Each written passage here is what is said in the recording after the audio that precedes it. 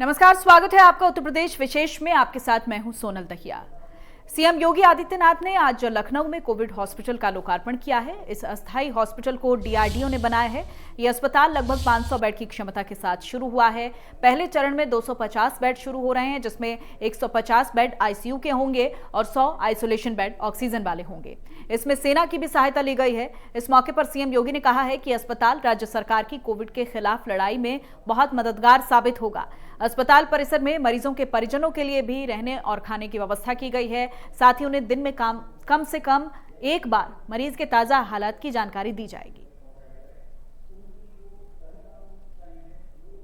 100 bed आज यहाँ पर हम लोग डीआरडीओ और आर्मी के माध्यम से संयुक्त प्रयास से राज्य सरकार के साथ मिलकर के ये हॉस्पिटल आज यहाँ पर प्रारंभ होने जा रहा है। ये काफ़ी बड़ा संबल होगा राज्य सरकार की और देश की कोविड के खिलाफ लड़ाई में, बहुत बड़ी मदद होगी। आप यहाँ पे देख रहे होंगे कि इसमें आर्मी ने मैन पावर उपलब्ध करवाया है। जितना भी इंफ्रास्ट्रक्चर है डीआरडीओ ने अपनी टीम के माध्यम से इसे खड़ा किया है। आर्मी के सभी यहाँ पे चिकित्सा विशेषज्ञ, पैरामेडिक्स और नर्सिंग स्टाफ यहाँ पर आ चुका है, जो 250 बेड को आज दोपहर के बाद से संचालित करना प्रारंभ कर देंगे। इसके साथ ही हाउसकीपिंग स्टाफ के लिए स्टेट गवर्नमेंट की ओर से लोकल एडमिनिस्ट्रेशन ने उनको सहयोग किया है। यहाँ पर जो भी पेशेंट रहेंगे, यद्यपि पूरे प्रदेश के अंदर सरकारी हॉस्पिटल में या सरकार के द्वारा संचालित या टेक ओवर किए हुए डेडिकेटेड कोविड हॉस्पिटल में हर पेशेंट के लिए वहाँ पे हर प्रकार की सुविधाएं मुफ्त में उपलब्ध करवाई जा रही हैं।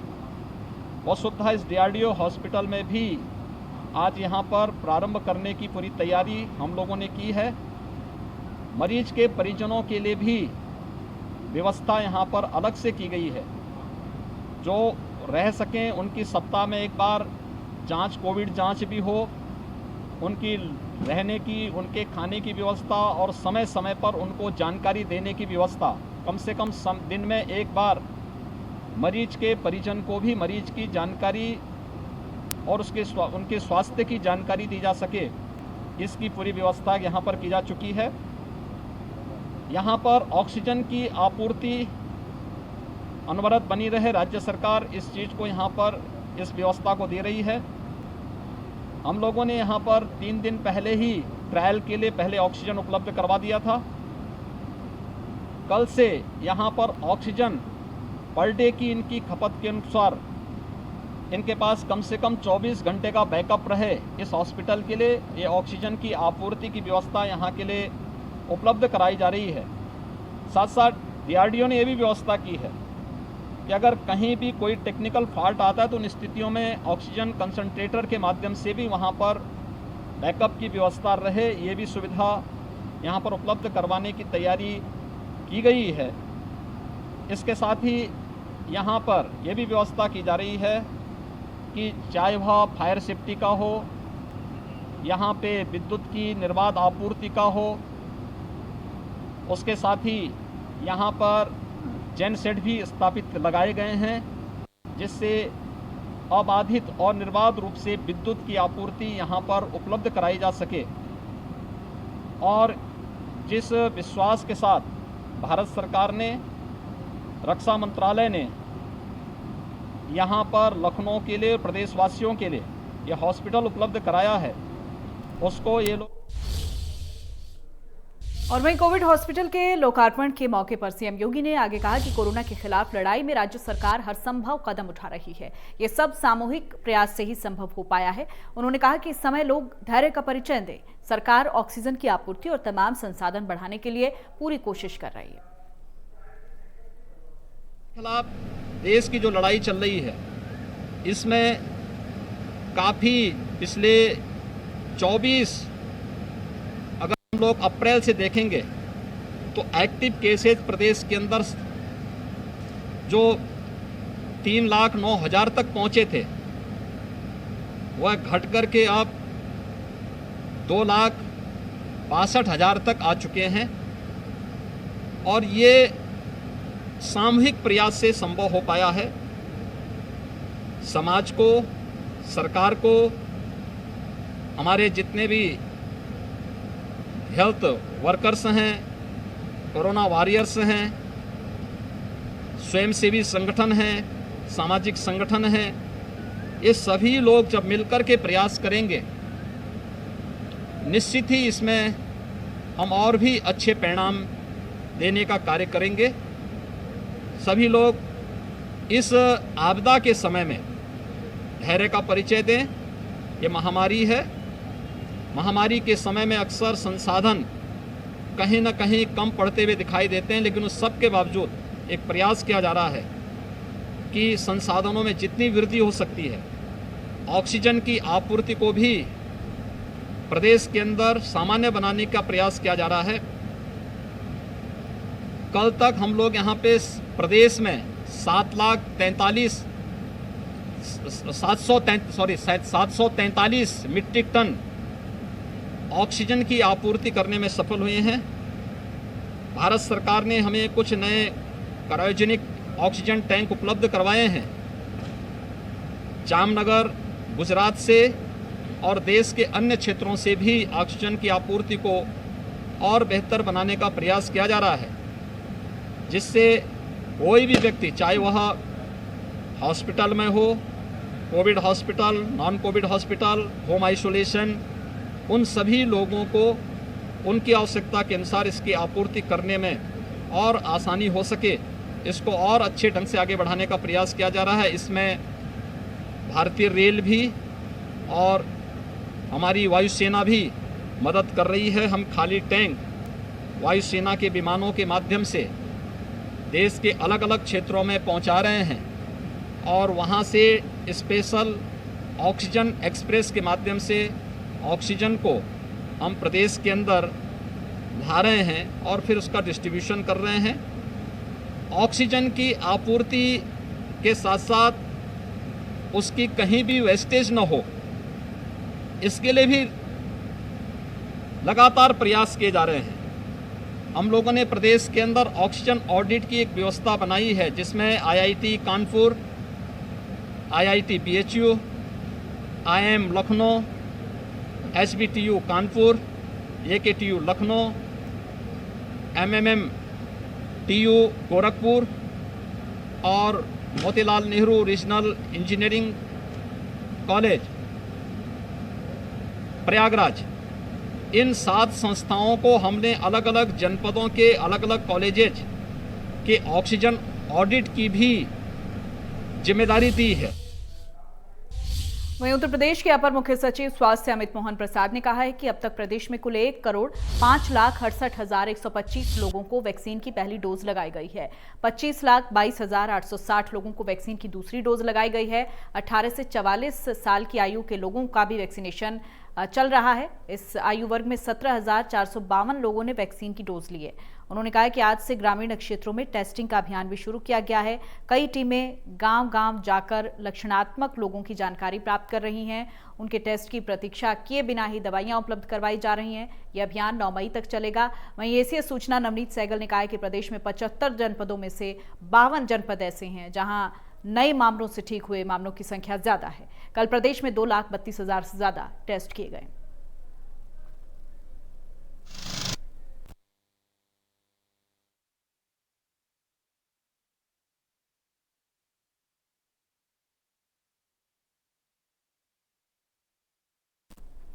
तो कोरोना के मामले बहुत तेजी के साथ बढ़ रहे हैं और इसी के साथ साथ जो ग्रामीण क्षेत्र हैं उनकी टेस्टिंग के लिए भी कोशिशें लगातार चल रही हैं और कहीं ना कहीं उन कोशिशों का असर भी दिखाई दे रहा है, क्योंकि आंकड़े जो लगातार सामने आ रहे हैं उनमें कहीं ना कहीं कमी देखी जा सकती है। उत्तर प्रदेश की अगर हम बात करें, वैक्सीनेशन का काम भी जोरों शोरों से चल रहा है।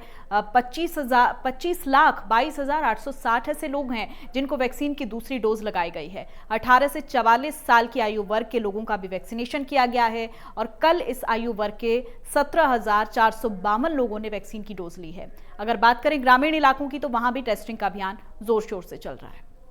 सर्विलांस की कार्रवाई निरंतर चल रही है और इसे और व्यापक और तीव्र बना दिया गया है।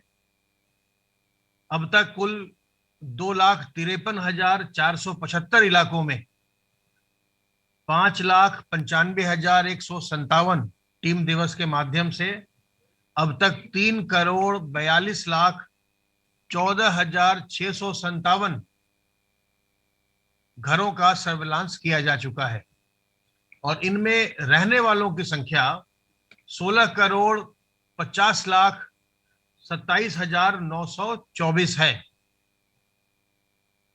टेस्टिंग का कार्य भी व्यापक स्तर पर हो रहा है प्रदेश में, सर्विलांस का कार्य भी व्यापक स्तर पर हो रहा है और लोगों को, जो लोग होम आइसोलेशन में हैं या अस्पतालों में हैं, उनको उपचार देने का काम भी व्यापक स्तर पर चल रहा है।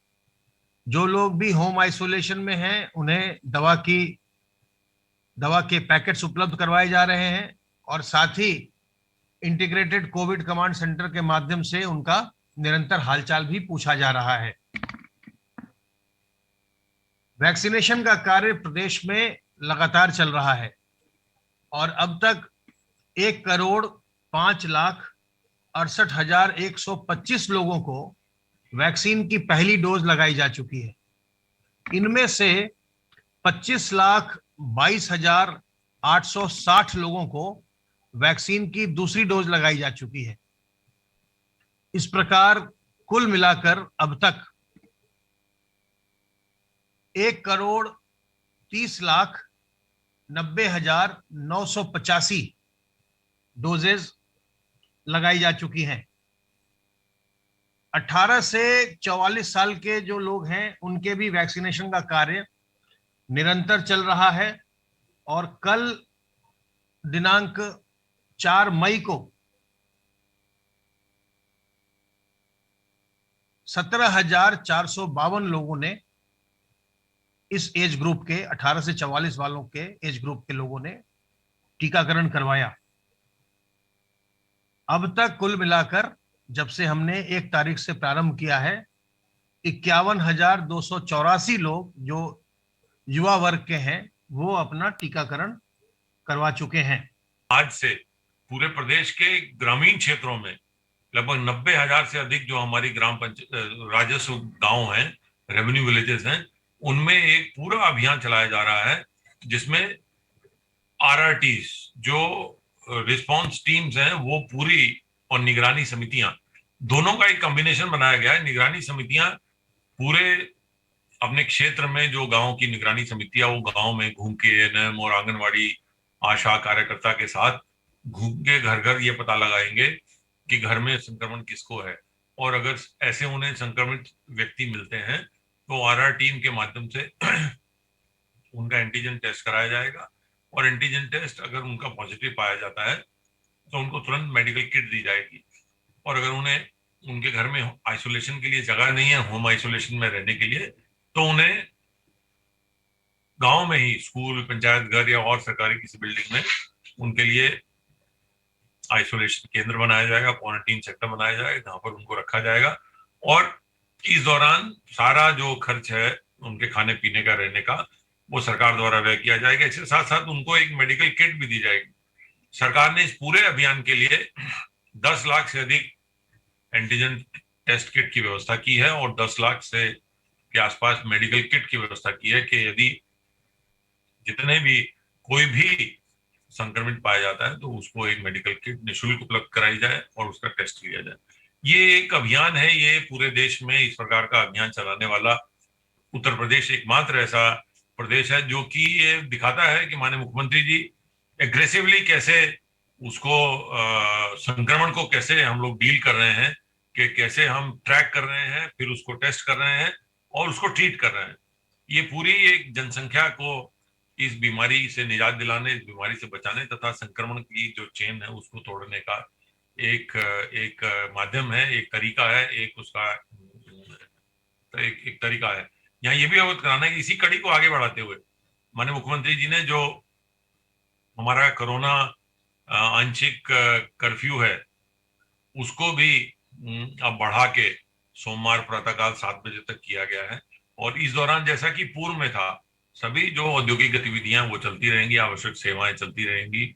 मेडिकल के लिए किसी को जाना है वो आ जा सकता है, किसी को सिलेंडर, दवाई लेने जाना है, वो आ जा सकता है। और जो दवा की दुकानें हैं, जो सब्जी की दुकानें हैं, किराना की दुकानें हैं, ये खुलेंगी। उसके साथ साथ होम डिलीवरी की भी अनुमति होगी।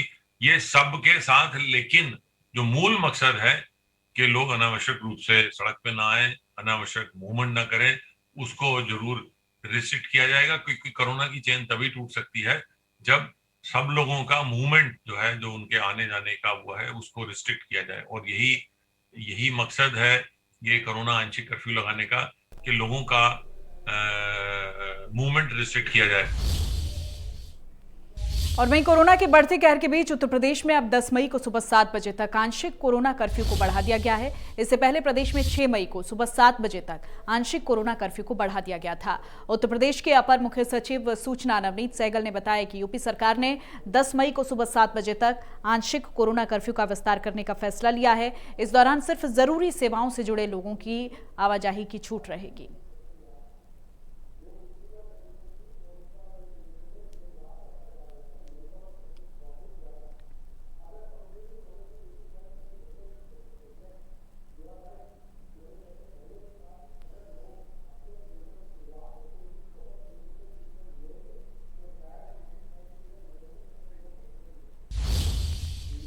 और वहीं उत्तर प्रदेश के गांवों में आज से विशेष अभियान शुरू किया गया है। दरअसल सभी राजस्व गांवों में कोरोना से निपटने के लिए 5 दिवसीय विशेष ट्रेनिंग अभियान की शुरुआत हुई है। इसके अंतर्गत घर घर दस्तक देकर कोरोना लक्षण वाले मरीजों की जांच की जाएगी। 97,000 राजस्व गांवों में निगरानी समितियां और रैपिड रिस्पांस टीमें घर घर दस्तक देंगी। एक निगरानी समिति को 10 lakh medicine kit, rapid response टीमों को 10 लाख एंटीजन टेस्ट किट दी गई हैं। ये टीमें पल्स ऑक्सीमीटर और अन्य जांच कर ग्रामीणों का स्वास्थ्य जानेंगी।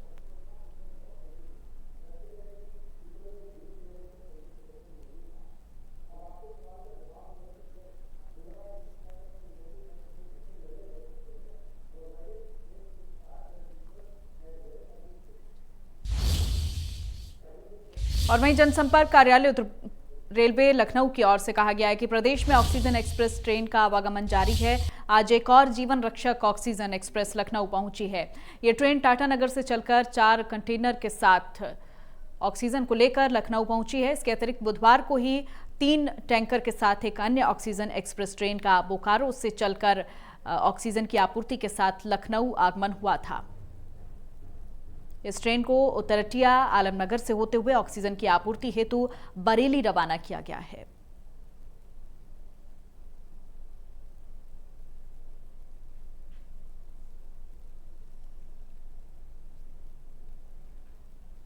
ऑक्सीजन की किल्लत को दूर करने के लिए लगातार कोशिश हो रही है सरकार की तरफ से।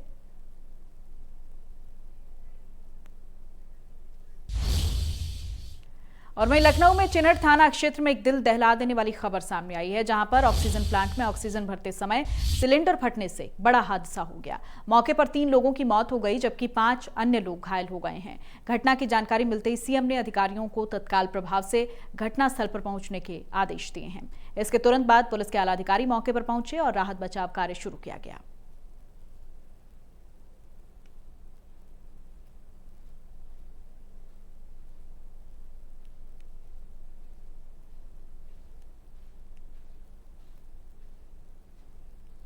लखनऊ में ऑक्सीजन प्लांट में ब्लास्ट हुआ है। इस हादसे में 3 लोगों की मौत की खबर मिल रही है। वहीं आपको बता दें कि 5 अन्य लोग इस हादसे में घायल हो गए।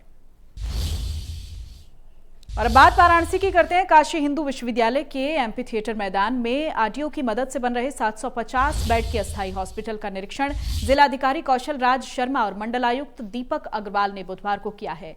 निरीक्षण के दौरान जिलाधिकारी कौशल राज शर्मा ने बताया है कि 750 बेड का यह हॉस्पिटल 3 सेट में बनाया जा रहा है। 250 की इसमें कैटेगरी रहेगी।